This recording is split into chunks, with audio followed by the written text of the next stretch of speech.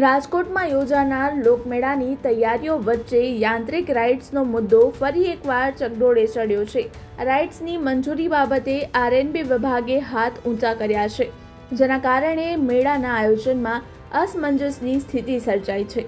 મળતી માહિતી અનુસાર કલેક્ટર અને પોલીસ તંત્ર દ્વારા એક સંયુક્ત મીટિંગ યોજાઈ હતી। આ મીટિંગમાં રાઇડ્સ અંગે કેટલાક નિર્ણયો લેવામાં આવ્યા હતા, જો કે આરએનબી વિભાગે આ નિર્ણયોને લેખિતમાં માંગ્યા છે।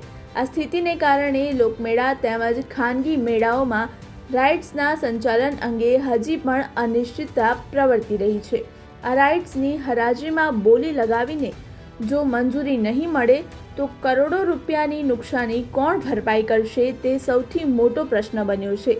આ મુદ્દે વહેલી તકે સ્પષ્ટતા થાય અને લોકમેળાનું આયોજન સુચારુરૂપે આગળ વધે તેવી આશા છે। જે અમને કલેક્ટર સાહેબે બાંયધરી આપી હતી કે તમારે GA drawing, charter engineer certificate plus સોગંદનામું આપવાનું રહેશે। જ્યારે અમારા ચકડોળના માલિકો કે જે આરએનબી અધિકારીને મળ્યા ત્યારે તેમને સ્પષ્ટ સૂચના આપી કે અમને કોઈ લેખિતમાં જાણકારી મળી નથી, તેથી અમે કોઈ પણ જાતનું ચલાવી લેશું નહીં। તેથી હવે આના જો એસઓપી રહે તો મેળો થવો અશક્ય છે અને ખાસ કરીને અમારા રાઇટ ધારકોને અમે અમારું એસોસિએશન જાણ કરશે કે આ હરાજી બોલીને પછી પૈસા ભરી ફસાઈ ન જાય, એનું ખાસ તકેદારી ધ્યાન રાખવામાં આવે। પ્રાઇવેટ મેળા 8 છે અને લોક મેળો 5 દિવસ। આજે પરમિશનની અસમંજસ છે, ખરેખર મૂળ કારણ શું છે? કલેક્ટર તો આ પાડી કે તમે તો ફટાકડા ફોડ્યા। કલેક્ટર સાહેબે અમને જે આ પાડી એટલે અમે વિજયોત્સવ મનાવ્યો।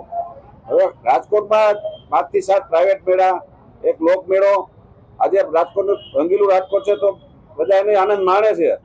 તો સાહેબ અધિકારી કલેક્ટર સાહેબ જે બાંયધરી આપીને આ લોકોને લેખિતમાં કેમ નથી આપતા, એક જાણવા જેવું છે। તંત્રને એ જ રજૂઆત જ્યારે રાજ્ય સરકાર અમારી સાથે છે, એમને અમને ચોખ્ખી સ્પષ્ટ સૂચના આપી છે કે તમારા મેળા ચાલુ થશે, તમારા ધંધા ચાલુ હશે।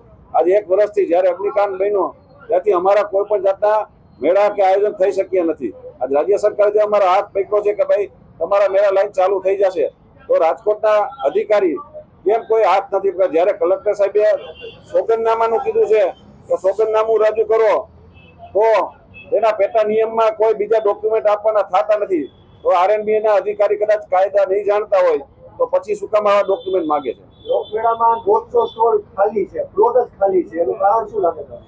જે કલેક્ટરે નિવેદન જાહેર કર્યા પછી કોઈ સ્પષ્ટ થયું નથી કે આરએનબી ના અધિકારી જે કહે છે કે ભાઈ અમે કોઈ લેખિત નથી, તેથી રમકડાવાળા અને ખાણીપીણા સ્ટોલ વાળા પણ મૂંઝાય છે કે કદાચ મોટી રાઈડો નહીં થાય તો અમારું શું થશે?